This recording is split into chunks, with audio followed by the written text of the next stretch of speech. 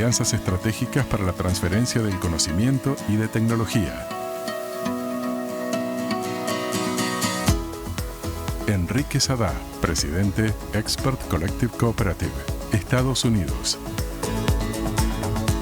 Victoria Sundblad, gerente, Área Ciencias Biomédicas, Unidad de Vinculación Tecnológica, Universidad Austral, Argentina.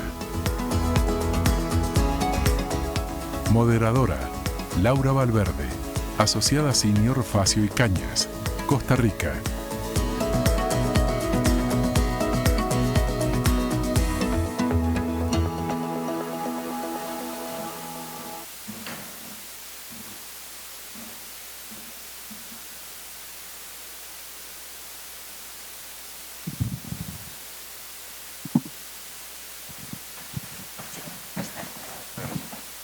Adelante y atrás.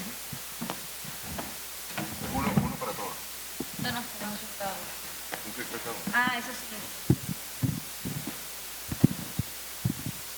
Hola, buenos días. Bueno, nosotros sabíamos que iba a ser complicado, que lo lograra. I knew that it would be difficult to come early after this party of last night, so we'll have a conversation. When you have questions, comments, please raise your hand. We will try to have more of a conversation, that we are not just talking up here and that you are not there sitting sleepy. Please interrupt us whenever you want. The collaborations between organizations have proven to be an effective accelerator for transfer of knowledge, and it requires methodologies between the participants of universities and other education centers relevant for these processes, and that will stimulate technology transfer. We will examine successful models of alliances between universities, private companies, and we will discuss strategies to stimulate sustainable collaborations and methods to measure the impact of these alliances. Victoria will give us her perspective. Thank you, Laura. Thank you, ASIPI, for the invitation. Before anything, I want to tell you I am a biologist,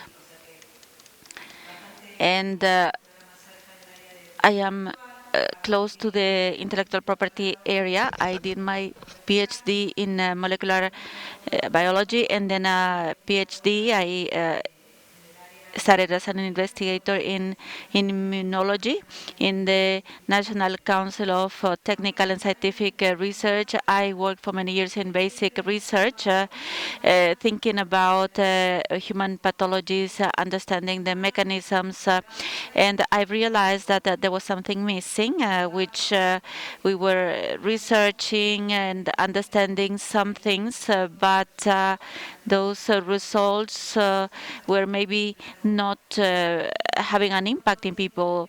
So I decided to change to the technology transfer area.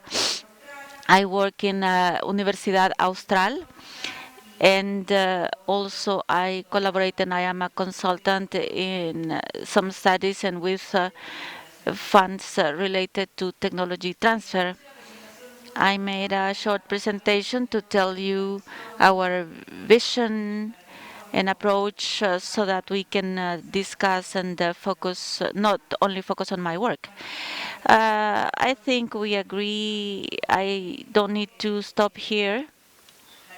Latin America, compared to other innovation ecosystems in the world, is a small ecosystem with a small value when we consider the exit and valuations of the startup companies and the value of the ecosystem in general for the number. And when we analyze why there are characteristics that are inherent to innovation ecosystems, in particular, that are different in LATAM with respect to first world countries, such as North America, London. Basically, what has to do with the density of the ecosystem, maturity type of interaction in LATAM. Innovation ecosystem is more scattered, even geographically. It's normal. you go to Stanford and you see all the companies in front of you. There is a very rich interaction and a more habitual. In Latin America, that's not common. We are very scattered, and we have less actors and capacities for maturity of technologies. The market is also smaller, and there is a certain lack of maturity in the intangibles market. I will talk about that. We are characterized by having good human resources, and we have technology costs for technology transfer that is quite competitive. So we lean on that for innovation. And I will tell you briefly how we focus this, trying to compensate or how we can contribute to improve this ecosystem.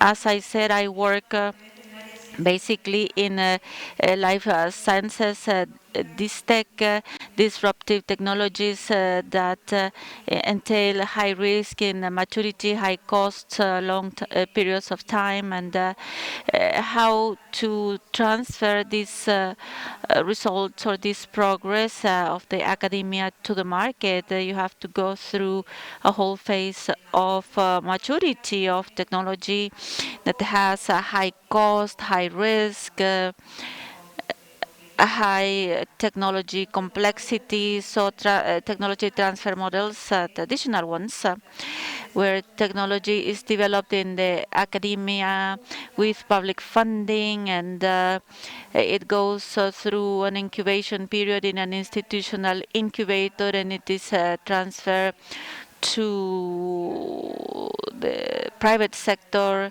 that finishes the maturity process and commercialization in the deep tech. And especially in Latin America, what happens is that public funding is retracted, increasingly more retracted, and it includes earlier phases. You cannot even finish the concept testing that is necessary for a patent and move forward to the potential maturity and commercialization, because funds are quite reduced. Private funds are also retracted, so we have a knowledge gap and a funding gap that is very important, and that's where we get the model of company creation or spin-off of universities. And this creation model that we use in the university, it has many advantages. It's an intermediate phase that helps us mature the technology and to make it more attractive for big companies. It's surreal to think that a big pharma will go to a university and license a patent as it comes out from the university and from the researchers, especially in Latin America. So it is necessary to mature this with private investments, and that's why this instrument is created. It's a transition phase. In this company creation model, we see that it's where universities start to create alliance between them. So if I have technologies, I've seen it in Costa Rica. Universities in Costa Rica are smaller, and they seek universities like Colombian universities, which are bigger, and they've had a similar research, and that's where they can create something between universities, a spin-off. Yes, we have examples. We have created spin-offs with universities, institutes, an external institute, a university with a hospital. There is an Italian hospital in Buenos Aires, one of the biggest in Latin America. We have created a spin-off with them, with an institute that belongs to the university or to other institutes, and it's very common. And this type of companies, and they are characterized by technological convergence. To mature technology, they need different technologies or approaches and expertise that is not only within your university. They are outside in other universities, in other medical centers or research centers, and it is common to have this type of convergence. And I ask about intellectual property. When you start these negotiations with other institutes, universities, companies, what is the protection that you have, or how do you start to shield intellectual property? Or because there is no product, then no, there is no product. Then I was talking to Aldo, and I said that one of the panels caught my attention because in the previous contracts they established how the intellectual property ownership was going to work. This is not common in Argentina. The ownership in research areas and scientific research that is ruled by CONICET, and the ownership is assigned by the inventor. That has to do with the relationship of dependence with the inventor or creator. You cannot predict who's gonna invent things. So according to who invented the thing, you assign ownerships to the institutions. There is also something that we can discuss that I told to Aldo. There is a problem.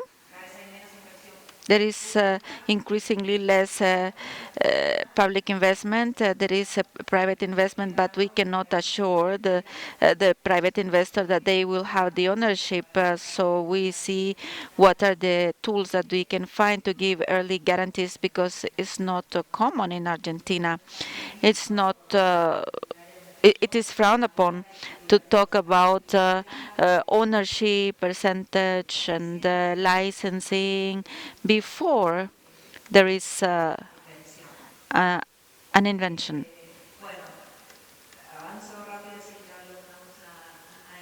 So I will move forward. This creation of companies model accelerates technological development, and it's a way to reduce risk. So that's why it allows to attract private funds, and it improves the ecosystem. When I talk about creation of companies, it's not that I have the scientific group and a CEO and a private funds. It's much more than that.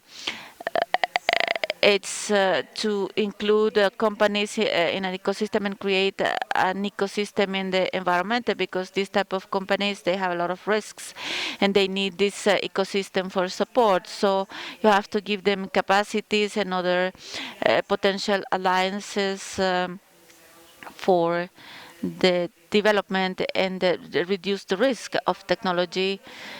Austral is a young university that was created, that the technological link was created 7 years ago, and one of the things that we thought about, which is very common and useful in this area to reduce risk, you have to think about the projects from the demand perspective and not from the supply. What are the big problems of the world? What are the upcoming technologies? The questions to be answered. So there is a definition of strategic areas that we want to develop in the university, and based on that we started to work on the attraction of scientific groups that could contribute to these strategic areas of companies and other capacities that would allow to generate an ecosystem, enhanced ecosystem. There is an example, I will not explain this in particular, but in these 7 years, 3 spin-offs were created,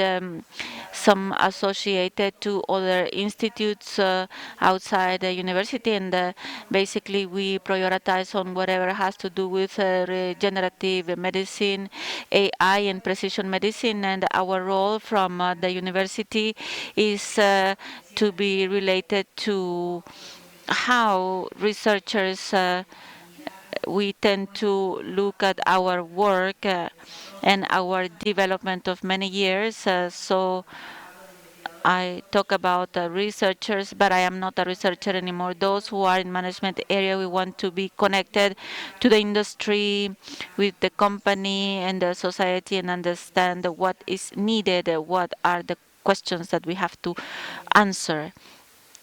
And one of the questions that we have, that we try to work on, the intangibles market in Latam, we see it as immature, and there is no valorization of this market. And one of the potential causes is if we generate good intangibles, it's not enough that an invention is a novelty and fulfills patent criteria. You have to have a strategy beyond the patent and see the validity of the technology, if it will mature, if it can be scaled in the context of the market, what does it resolve in the market. So we want to have more and better patents, assess the business based on intellectual property, but not only based on the patent, but feasibility, the market opportunity, so that we can go from a scientific finding that can be a patent to a intellectual property asset that is commercially attractive. This is important to work on it. Researchers, lawyers, and those who work in technological strategies and assess the viability of this finding and the idea to bring it to the market. And also, as I said a few minutes ago, we think, how can we align the incentives with the private sector? We need more contributions from private capitals, and but it is complicated to give guarantees to privates in terms of access to technology, have anticipated licensing, and to give them co-ownership. I will tell you about some strategies that we have found in Argentina, which is quite restrictive. And something interesting could be to involve the regional industry, which could contribute to improve the local markets. This is just to introduce myself, and this is the group that I work with at the University, Gustavo Jotz. Some of you know him, and so I will leave Enrique for him to present. Thank you very much. I'm Venezuelan, but I am not vain about it. And this picture it's 15 years old. I took it. Have you heard of South by Southwest at all? No, no, yeah, maybe it's a. Do you know? You know it, right? Okay. So this is a festival. Um, it's for artists and tech in Austin, Texas. To give you an idea, Twitter was launched in South by Southwest.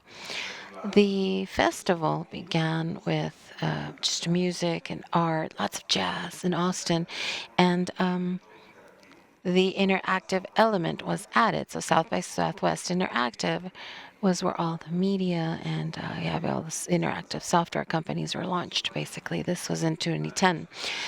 We had a delegation from Boston. Lots of people showed up, and there was a photographer as part of the conference. Like, the incredible party we had last night, we had a professional photographer, and that technology took that picture, so that the picture that you're seeing of me was generated with AI, with a website called Insta Headshots.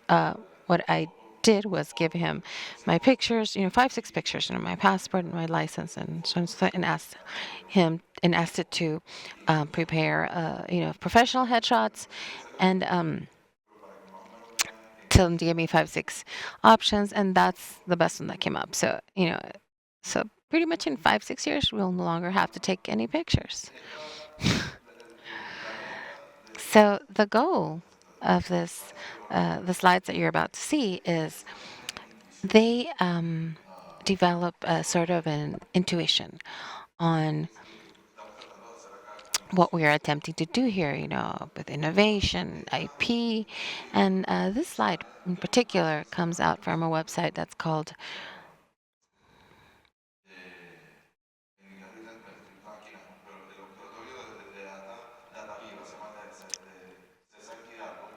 Data Viva. It's from Cesar Hidalgo. He's in MIT, and now he's in the University of Toulouse, and he focuses in studying economic complexity, amongst other things, and country skills, and he uses slides like this one. This is El Salvador in 2023, and we are seeing these are the experts, I think. Where does it?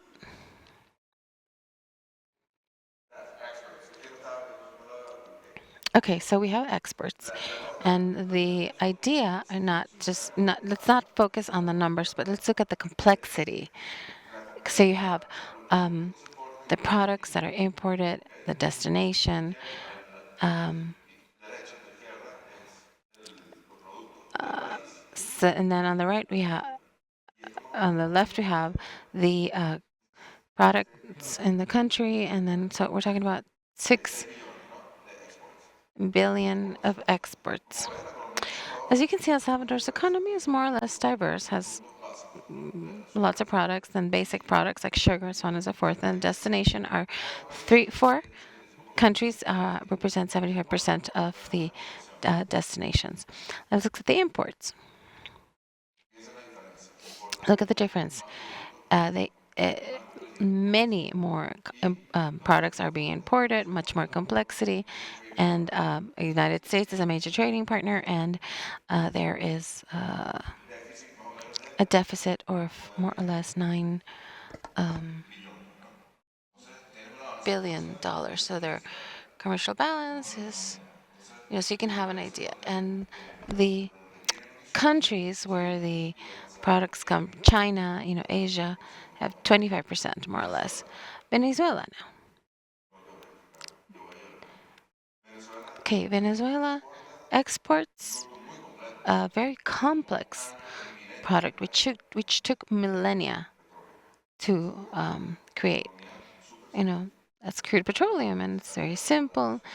The machines needed to process that are not made in Venezuela, and this is all sent to United States, China. So what does Venezuela import? Everything. And they also have a commercial deficit. We import everything and from China, and that has a geopolitical connotation, because of the embargoes and so on and so forth. So innovation is important because of this. This is a clear case where, nobody should copy this model. Innovation entails creativity, entails an involvement from society, creating companies. Doesn't have to be big, large corporations, just creating companies. Now, the United States, very complex economy, enormous commercial balance, trade balance, and exports to many countries. China, Mexico is very diverse across the board, and the imports are the same. Very strategic, and they have projects that are very balanced. But what we're seeing with these imports,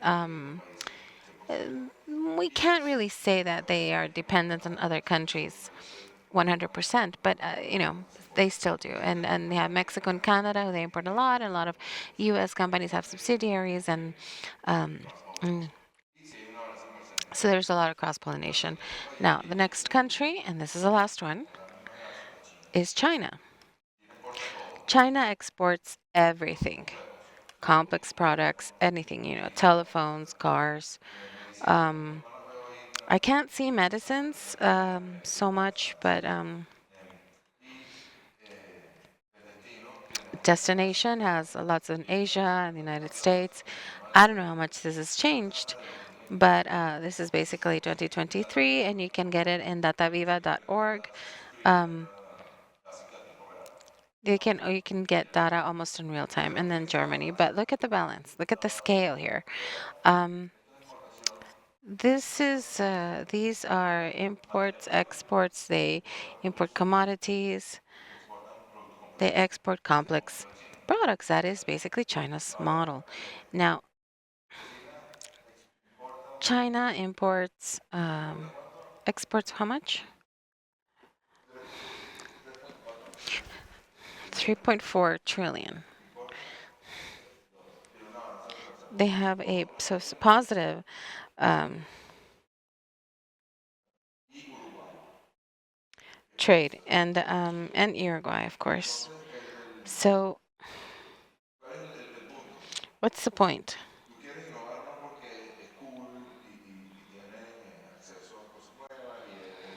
So, innovation gives you access to new things. Doing things that need to be done sometimes requires different things, and that is, need creativity. But that is a point of innovation, and that's why being an entrepreneur in a company, in a society, is a duty. Not everybody has to create a company. Not everybody needs to. Um, Sometimes you do spin-offs and you do really well, but supporting, promoting, and accepting that smaller companies need to exist and grow for that matter. That is very important for a healthy economy and for a healthy society. Sometimes democracies die because power is concentrated in a single I don't know, person. And this little thing is very important. This awareness is very important because it helps you um, more or less sift what is innovation and what isn't. And these are the elements. Innovation is the invention. You invent something. What does inventing something mean?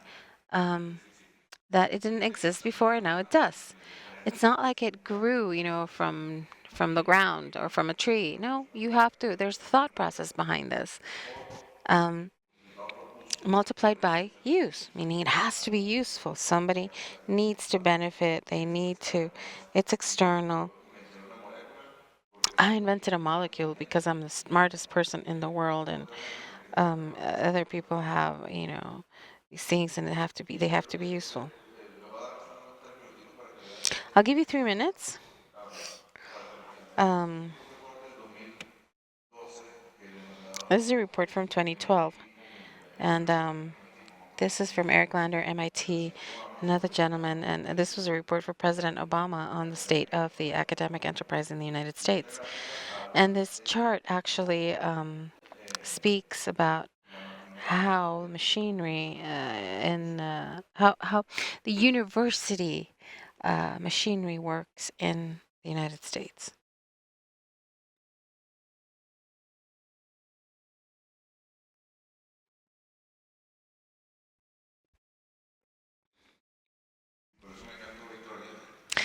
This is why I loved your presentation, Victoria, because it is completely aligned to what I'm saying.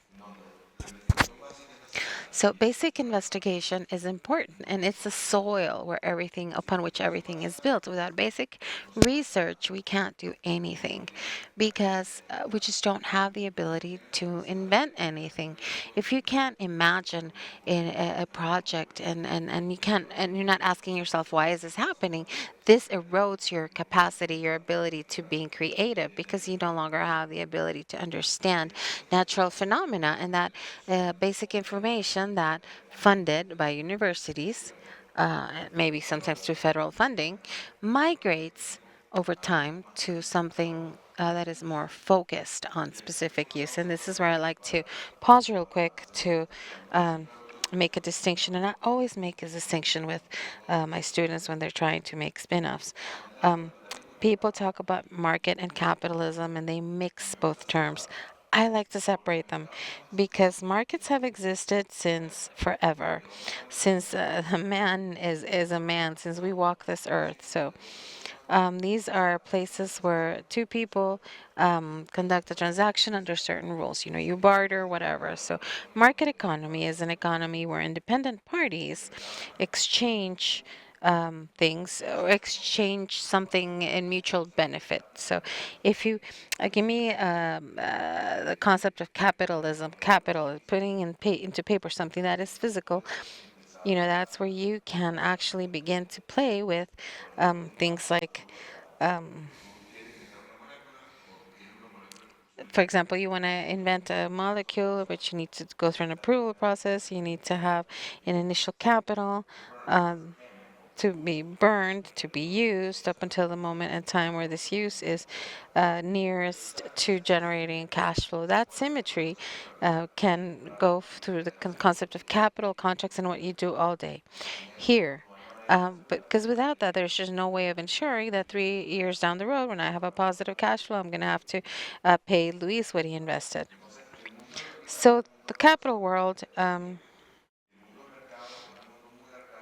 and the market world is very archaic when people needs to just want to use what you offer to them, and it's very mundane. And this is why you have the people setting up shop in the streets in Spain and just very simple things. Why people go out into the street. And that's why innovation is so important because the more you go through basic investigation and fine tune it for use, those gray lines will represent not only direction up top, but also this is an iteration. Um, it, and you don't always have to be right all the time. You can try something, it doesn't work, then you go back to the basics. So once you point to a market use, you require more stability, require more options, and have more option towards trading and just touching the markets. What does that mean? Well, people that want to use what you're offering in their criteria, not yours. So if somebody wants to use a window energetically, then you have to want to use it, and not with the incentives that the government forces people to use. And that's why sometimes these things fail, because people don't want to do that. And the effort, as seen by the vertical axis, the more you're nearing its use, and it becomes more and more complex, and the effort is larger. Required capital, and so paid by society to private capital and by intellectual property. So that migration is really very hard, and it's filled with spaces and traps and holes. So that is another graph that you have in your presentation. This graph was created directly by the training that we made in National Science Foundation, like a program where, we talk about where the migratory state from the lab of the university towards the market. And as you can tell, this discovery where the National Science Foundation provides the funds, lots of resources available, when a discovery is actually made and solidified, then these levels of resources begin to decrease, and because the agencies are not funding things that are commercial in nature, and the development area begins to do its thing. So this black bar, and that's ICORE, this is a program where I'm the instructor to be able to create that transition and to identify the use, who cares and why. This is what we do. Who cares and why? And if you don't have any answers to these questions and you don't understand things properly, then the likelihood of success is reduced significantly. And even if we do it, you still have a question mark and a blue cloud where, commercialization is completely risky. And that doesn't change. And so that's why the people who invest are waiting a high level of return, because it works with the level that they are taking. I went to school in Barson, which focuses on learning, and the founder of that university, of that school, he used to help families, and he did wealth management. So for people for portfolio, and they realized that a lot of the people that they helped, that there was a second, third generation, and the people that they helped, then the businesses kind of broke, and then they created the Maxim Institute. And one of the things that he mentioned was that the entrepreneurship is really a manifestation of creativity through commerce. And that is why I really enjoy adding to that. This is an expression, a personal expression of new knowledge that that didn't exist before, to create products and services that would satisfy human needs. And because at the end of the day, what we do is all for humans. If you have a dog, you're doing it for yourself, not for the dog, and so on and so forth. So I think that the opportunities we all have here are to have a more expansive lens of why, and why create spin-offs, why create technology. It's not only about generating wealth. It's not only about using the portfolio of the university. These are all elements, components, sure, but the mystic and the objective is to be able to have a thriving society that is effervescent, where people can actually join in, share, grow, providing products and services that meet the cultural norms where they're created. And this is why Facebook and YouTube have been so disruptive and destructive, because they never included the cultural implications of launching products that promote going viral or promotion of false ideas. They promote the dynamic where those who scream the loudest win, and so on and so forth. And this is why, you have to have, I think, a very focused perspective on humanity, and humanism is able to really balance the technological push that we are seeing that is swallowing the world whole. And this is not contradictory about having companies, tech, and it's just that you have to create this competitive advantage that can help every country. And this quote, I really like. I always remember it because Arnold Schwartz was a student that was co-founder of Reddit. And Reddit, I don't know if do any of you here know Reddit, familiar with Reddit? Okay, so Reddit is seen nowadays as the last fortress, the last manifestation of what internet should have been, because it has a community moderated by community. People have a freedom of speech without censorship. Censorship's from the community, but there isn't a third party that is censoring anything. And if you have an opinion in Reddit, you can express it. And he said, well, why? What's the most important thing you can do? And asking, why aren't you doing it now? He committed suicide because MIT and other universities, they discovered him moving every paper that was in JSTOR into the public domain. Like, he wanted to take out all of the papers protected by intellectual property through paywall, and he wanted to actually make them free. And they caught him, and they were going to put him in jail. At the end of the day, MIT dropped the charges, but he committed suicide. So there's people like that really believed in what I'm saying, and gave their life for it, and he gave his life for it. And so I see them as a motivation to realize that it is possible, and it's not an easy battle, but here we are, and we have the intellectual capacity and the will to do things well. And having said that, interesting. So from what we've seen or discussed, I have several questions at the moment. So we are accustomed to having the investigator in Latin America, or maybe in the United States, the researcher, and they have this, I don't know, growing trend over my invention is not patented, it's not valuable, it doesn't have value, and it is impossible to give value to this product before it goes into the market. Intangible value is given once you want to sell something, but in the previous research phase, what is the experience that you've had?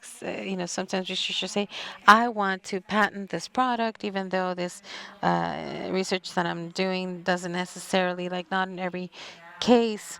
Um, can actually, get some licensing or whatnot. So researchers have to write papers, and it's so important. It's so usual for them to request that they be doing this. And so now I think there's a bit more awareness that I can't really share any information of the research that I'm doing because ordinarily, if I want to patent this, obviously this relationship or this relation that I did in my paper, then that can stop any attempt to patent that I want. Is how can you do things in both ways?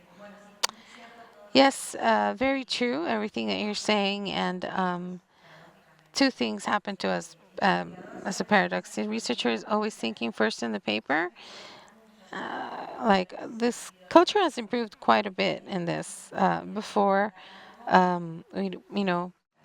if before people would worry about patenting this, and I think even any new advance that was made or any progress that was made is, you have to patent things, and that's kind of a thing. Like the papers in first place, um, culturally the paper, the patent. Once they understood that they can't divulge anything before they patent anything, then we found this issue of that the extreme dependency on the patent and the fact that there isn't enough. These are the criteria for patentability, and that's not something that's going to have a transactional value, and something that you can mature and bring to the market. And if you want, I can give you an example, a specific example, so you understand what I'm talking about when I say if this is scalable. I remember last year, along with another university in Argentina, a group of Austral and this university in San Luis had actually developed molecules for a colon cancer and hepatocarcinoma treatment. And it was very interesting, a very good molecule, but it wasn't scalable. Scalable is, if you then wish to bring it to the clinics, you have to be able to prove all this. And so when we spoke about the researchers, the reaction was complicated. I said, well, no, this year is very, we moved forward, and we worked on a gram of the molecule, and a gram is nothing. So how are we going to be able to improve this reaction? And how are we going to, oh yeah, no, put some columns. That's the concept of scalability. So every time I talked about scalability, I remember my boss when I was doing my doctorate. My boss, you remember who Bernardo Sevi was? He was a Nobel Prize medicine. Argentina, the first Latin American Nobel Prize in Sciences, and he discovered that the epiphysis, the hormone growth, was incredibly important for glucemia. And my boss would share with me that he did his thesis with Hussein's, and you'd always mention that to purify hypophysis extracts from animals that he studied, meaning these were the spinal tap, and they would take they had these columns for purification that were 2 floors high. And so he would have to go up to the second floor where the extract was being collected, and he would get a small beak to be able to conduct a trial. That is what we discuss. When you discover something, that then you have to be able to scale up. I can't use a column that uses 6 meters height to create a gram. I have to find other ways to be able to produce it at a better scale and be able to purify it and obtain 1,000 kilograms of that. And that is what investigators sometimes have a hard time transferring. So it's not so much about not having the patent as a priority to falling in love with the invention and saying, oh, this is incredibly valuable. Now we have to work as a whole. What are we doing? How, upon a reasonable time, can we prove that this is scalable and applicable in real life? Yes. Being in love with the patents, the experience that I've had really depends a lot on the phenomena of what was discovered, what has been done with it. Because if you contextualize, the use and investment required to develop something that is used, this really can provide an idea of how strong the IP basis has to be. If it's a molecule, then the value justification for a molecule is given by the molecule itself, because if a molecule for example, if you have a nanotube carbon, okay, maybe that's a bad example. No, something where the economic value is directly related to the investment. So protection in that case is much more important, and this is why life sciences are the licensing that takes place most often in universities. They're the most lucrative ones because the invention is directly funded. For example, one of my clients, SS Carbon, is a module, and it's called a literal collection module, and it's patented. And there's people who are copying it, but because it's patented, they can have certain ability to defend it, and that is the day-to-day of what you do. I know. For the patent, this is a design patent, a patent that really the use of artisanal cans is authorized. The use of a technology, and I'm not an expert, you're more of an expert at this than me, you can provide a context of protection, because I give you another example. You have a student that developed a tool that in the oil industry can prevent the next blowout, like the Deepwater Horizon in Mexico, in the Gulf of Mexico. So this particular tool that he designed and developed with his own resources, he had a nonprofit, it works by using an idea that the professor had. Um, you know how cats sometimes they spit out hairballs? So the entanglement or the thread, that's what inspired the creation of this tool, which is a tool where if you exploit a deep well, this tool is placed in the riser, which is like the valves that rams have that seal. But when the rams are deactivated or they're damaged, then they don't allow for the oil. I'm sorry, they allow the oil to flow. This tool focuses on the rams and introduces a string design specifically so that you create a ball, kind of like how shower drains work, and that ball stops or shuts the valve. So in order to go down there, you have to have a submarine robot, but that's the investment: the angle, the shape, speed, material of the thread. And MIT decided to say, oh, this is too specific, we're not going to protect it. Do what you will with it. And so that's an example of they weren't in love with the patent, but they knew that it had something unique, and the basic patent was that. Another example, there is a company called Whitricity. It is based on a patent of MIT. That is it, electricity transmission wirelessly.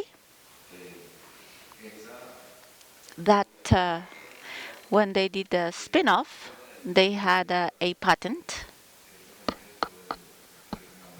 over electromagnetism, but when the company was created, they developed 200 patents around that technology in order to have a product. So the love for the patent is, well, if it's a molecule and if it's approved, it changes the world. Okay, who do we call? But if it's no, I have to have a module that transfers, that does this and that, you encapsulate it, and you have different elements that have not been designed that may need protection. So the patent strategy changes, and you have to have a business vision on how to do it, and if it's a trade secret, brand secret, and know-how, that's where you have a lot of things to do, because you provide a service. Emerging companies, they can have intellectual property portfolios that are very valuable without incurring in expenses, and this means that you have to have a patent very early on. So this is the balance that I see. Normally, in Latin American countries, what happens is that we feel that if we don't have a protection of intellectual property of some sort, our invention will not be attractive for investors. So in Latin American countries, sometimes we want to patent everything, because they want to patent everything, and they say, well, there is no way to patent this. There is another intellectual property right, like a know-how or something like that. What are the challenges that you have found at the time of this, seeing these universities, private companies in Latin America? What do you feel that is the challenge in funding? We don't have much funding, or any other important challenge that you want to tell us about? First of all, I want to clarify about something that you mentioned at the beginning. Researchers maybe think that if they don't have a patent, maybe it won't be attractive. Nobody will want to invest. But I want to say is that sometimes it's not worth to have a patent, because nobody will want to invest if you cannot produce a gram of a molecule in 3 years. You test it at the beginning. It's something about time you get the patent, you try, the scalability, and sometimes it falls down because you don't have the time to make it something attractive. It's a balance where to see where or how far can I go. And so you show that the patent is a way to assure and give a guarantee to those who are going to invest. And this is something that I thought about. Having a patent does not guarantee success, because there was an Apple case that was doing infringement in some patents, and Apple said, I don't care the economic success level of Apple. Well, they could pay lawyers, sue me however you want. I don't care, because I am receiving a lot of money, and then there's a settlement. So it's a strategy. Don't protect, because if you're having success in whatever you're selling, you have a share of the market and an unstoppable trajectory. Well,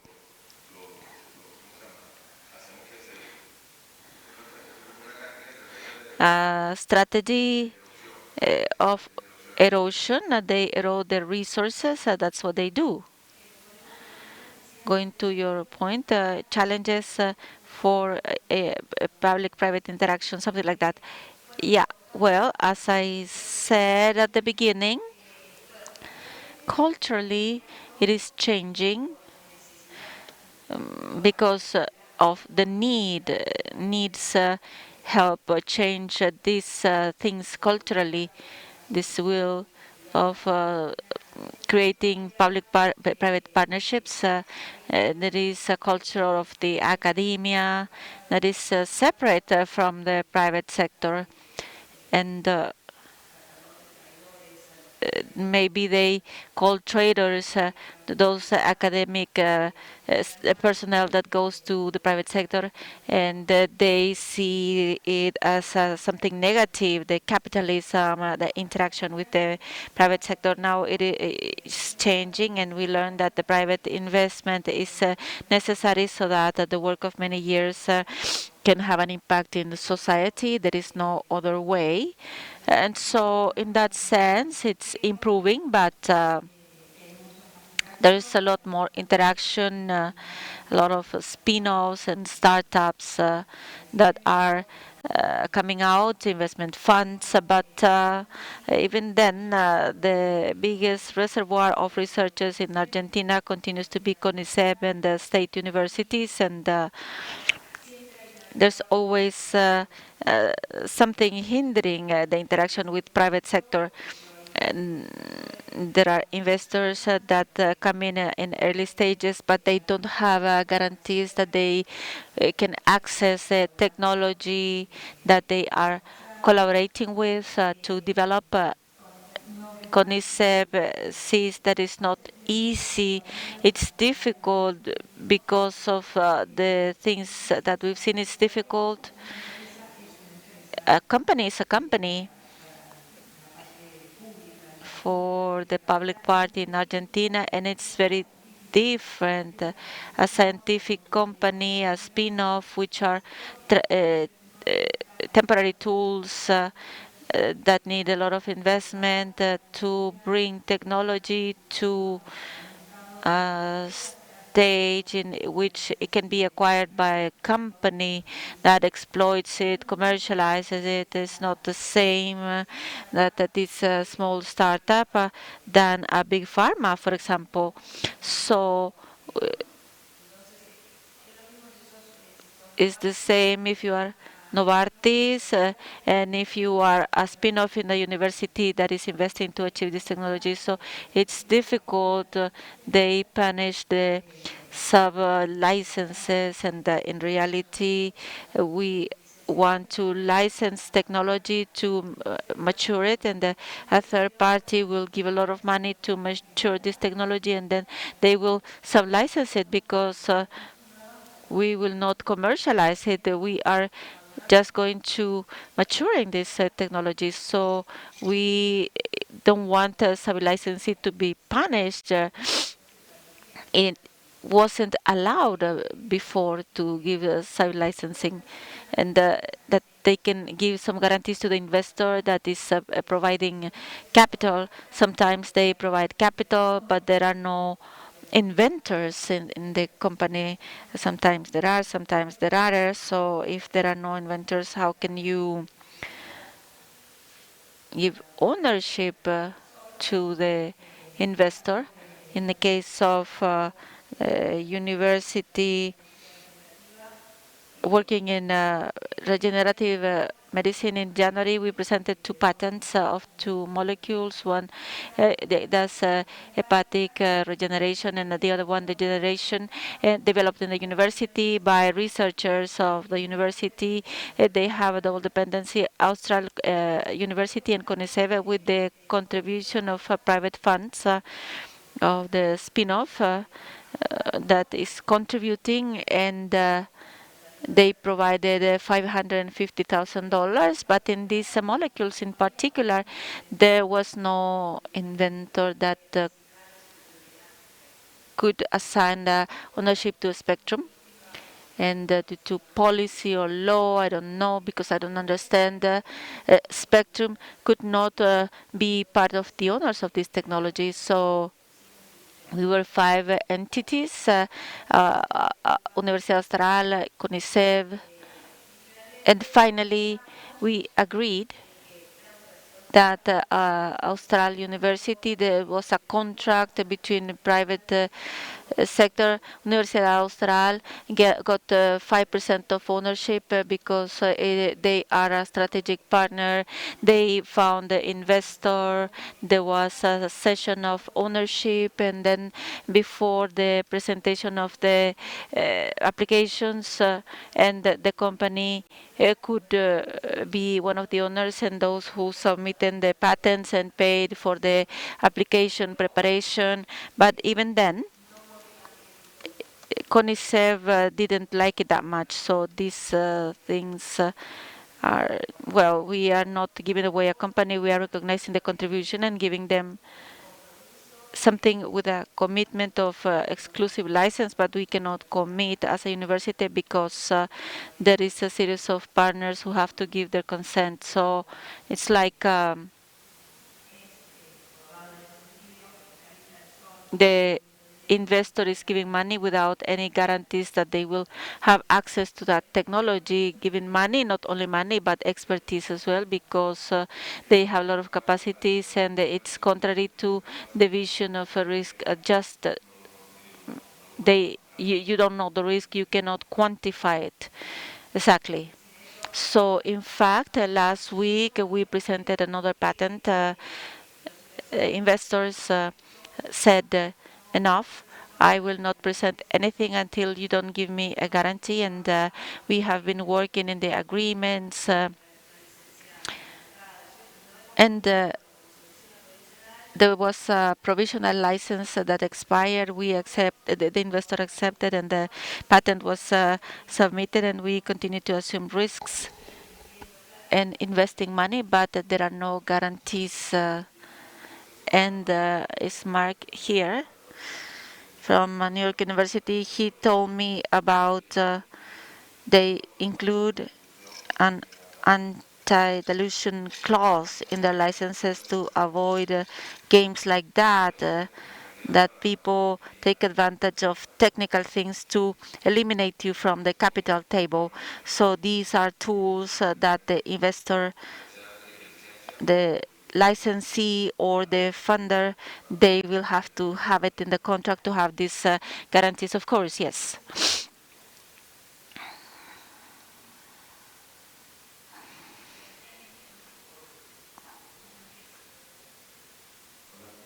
Questions? Yes. About CONICET, months ago, we had a question from a client for a situation that happened.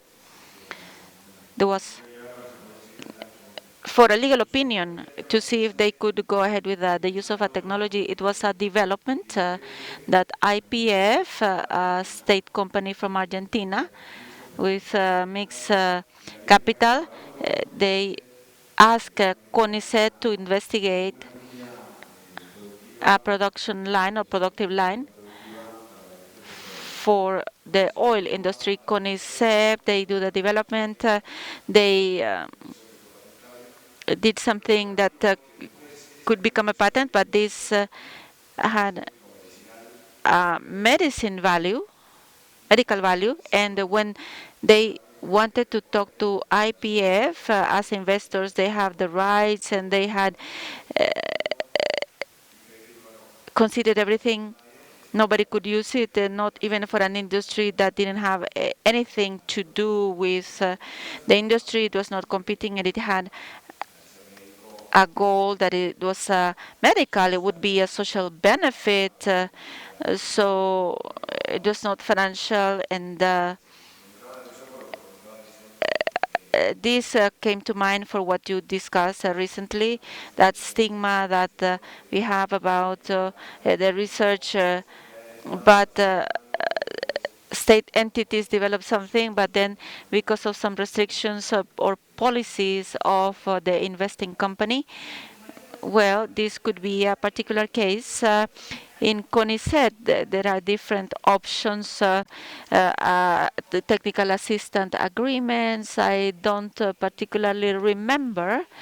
There are about 3 categories, models that the companies can interact with CONICET, and public entities. And I don't remember the name, but what IPF should have done is to hire or contract services from CONICET. That's why IPF has intellectual property. They pay for the development and they have the right to keep the intellectual property. What we do is co-development is not the same, and it's agreements that in fact it's 3 years ago we've had meetings with CONICET to see how can they make the models more flexible. We have the participation of CONICET researchers from the company, but it's interesting. We talked this morning that the intellectual property clause says the results of research subject to patent will belong to CONICET, both parties. So it's another thing. So if you have participants who did not have contributions, it happens that the company is incorporated in terms of liver restoration. The proposal that this molecule could produce liver regeneration, it had been done by the researcher when they come to the company, and the capacities that the company brings, they help financially, scientifically to see how can they do the concept test. So there is the question if the company has contributed with the invention or not, but they have contributed with a lot of capacities, investments, so that this can come to a conclusion. But if they don't have an inventor in the patent for CONICET, they cannot have ownership. So there is another thing that is complicated, that researchers from CONICET, I don't want to bore you because this is long, but the researchers, because of the relations, they have to work full time.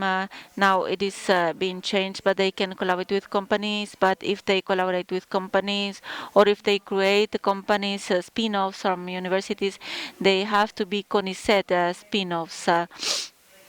They retain 50% of the revenue, or it has to be, well, it has, they are looking at the regulation. There is some resistance that CONICET researchers belong to the company, or that CONICET is sitting in the board of the company. So it's a participation of the researcher not completely declared. If they have contributed with the invention and they are in the company, they cannot recognize and assign the contribution to the company. So it's almost a private, public company. One of the things that Mark told me about his office, one of the success factors that has given a status to NYU and venture capital in New York is that they hire an analyst and they analyze all the potential licenses as with a professional. And in this analysis, they determine if they are interested or not, and it's a yes or no, but with a clear justification. So it's a simple practice, depending on, well, if you say no, you have to justify it. There was a third party who wanted to know if they could intervene or not in this mess. It's interesting to see why, and if they had to justify it. And we have this paradox.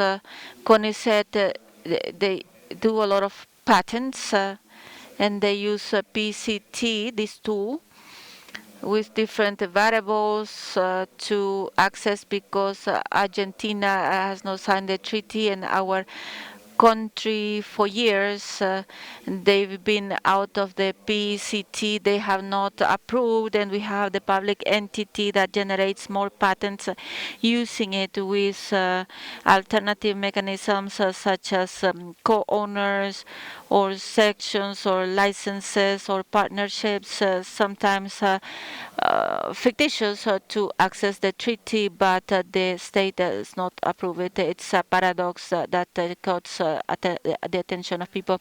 It's a problem for small companies because they have to patent outside, and now that there is less resources, the policy of CONICET is we just patent in Argentina, and doing it in Argentina for these companies, scientific-based companies, we are going to a global market. You want to attract investors. It doesn't make sense. So there are contradictions in that sense, and discussions with CONICET because of that. So this would be an important change. I don't understand why it does not belong to the treaty, and if at some point this can be reverted. There is an issue with pharma, generic, and it would be good. Any other question?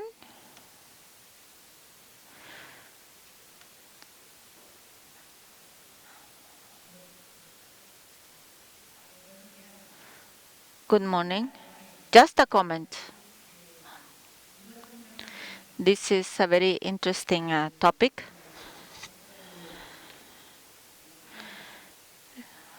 Related to timeframes, research, works, applied sciences, basic sciences, the component of intellectual property to generalize and establish links between research centers and between centers and the companies for application. So intellectual property has a fundamental role. Lawyers, at least my experience, we've always tried to channel researchers, scientists, because they are not always aware of the importance that it has from the moment the joint research is going to start or that it is going to be negotiated, the importance of intellectual property clauses and the results of this research, who they belong to, how it's going to be applied, and if the receiver of the result improves it. Improves this innovation, and who does it belong to, because there is an invention, a basic patent. It's something that it's very extremely interesting. I wanted to say the development of intellectual property, industrial property, went from being of exclusive rights for commercialization to barriers and non-tariff barriers. We saw it with the TRIP agreement. The TRIP agreement strengthened protection of industrial property because the non-protection is a non-tariff barrier to investments. You have talked about that in terms of foreign investment. Many mixed companies, for example, I'll give you the example from Cuba. Despite the blockage, we have mixed companies with the U.S. Based on a patent. And the patent, when you have the patent, they are the base for this collaboration and investments. The importance of this innovation and the exclusivity of the owner, it depends from the interest of the other and the alliance. The idea is that industrial property, in terms of inventions, it depends on the creation of a monopoly. The exclusive rights of creators is the path, is the bridge, so that these alliances can be established not only in the national framework of the companies and the investigation centers, but also in the international field. That's why I mentioned the reason of the TRIMS agreement in the Uruguay round to strengthen intellectual property, industrial property, to enhance these relationships and allow for investments. When you start talking, I remember in the 90s, there was a negotiation in the framework of OEDC, a multilateral agreement. At the end, it was not approved. There were many protests because there was something about labor rights, not only intellectual property. You remember that in these negotiations, France left the negotiations. There were massive protests, and at the beginning, it was interesting to analyze it, and everything that was established not only for member countries of OECD, but uh, trying to transfer it to other countries, and intellectual property was there as an element to open bridges and not only see property as a monopoly, but as a means for creativity, alliances. That's why I wanted to comment. I work with brands, but the University of Havana, I was a professor and I worked on protection of scientific results of the university and how to do commercialization, because as you said, and the objective is not to uh, increase the ego of of researchers, but the results they should really be practically applied, and this is the biggest satisfaction I think for researchers. And in the case of the University of Havana, after many years, since the 90s, we created a foundation. In other countries, it was an experience of years in Brazil, but we didn't have it, and we could do it in the case of the university, the creation of a foundation that takes care of the protection and commercialization, because researchers, professors, research centers, they don't have that capacity. They need specialized people, and there is in the University of Engineering and Sciences, there is a technological park developing incubation of companies, development of companies based on scientific results of creations. And so it's a very passionate subject. I congratulate you for talking about that, and we have to work about that. And thank you for that, for sharing the story, because there is something that for me is very important when I talk to people who want to create companies in the environment of innovation and intellectual property. Have you built a house with drawings?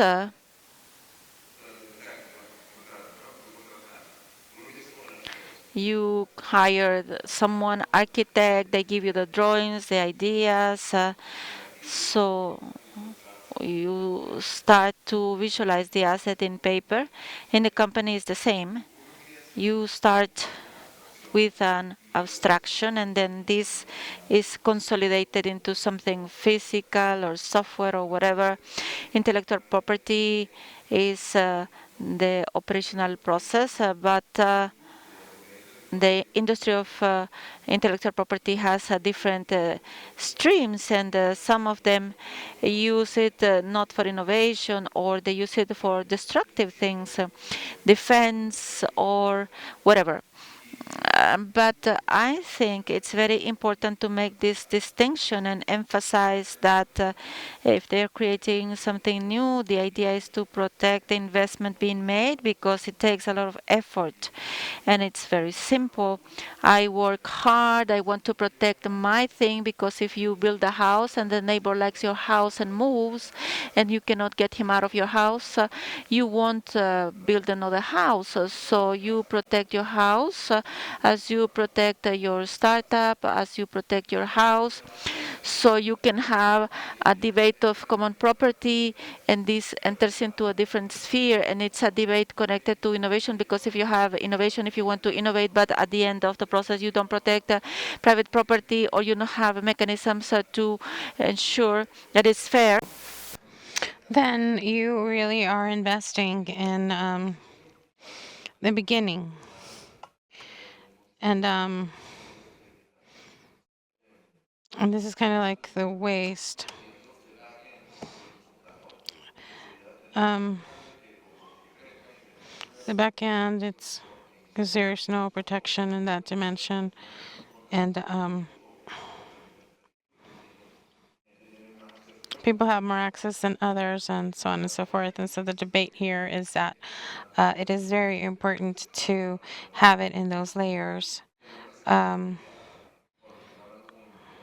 when you're speaking with investigators and figure out if there is a way um, in the middle and in the end.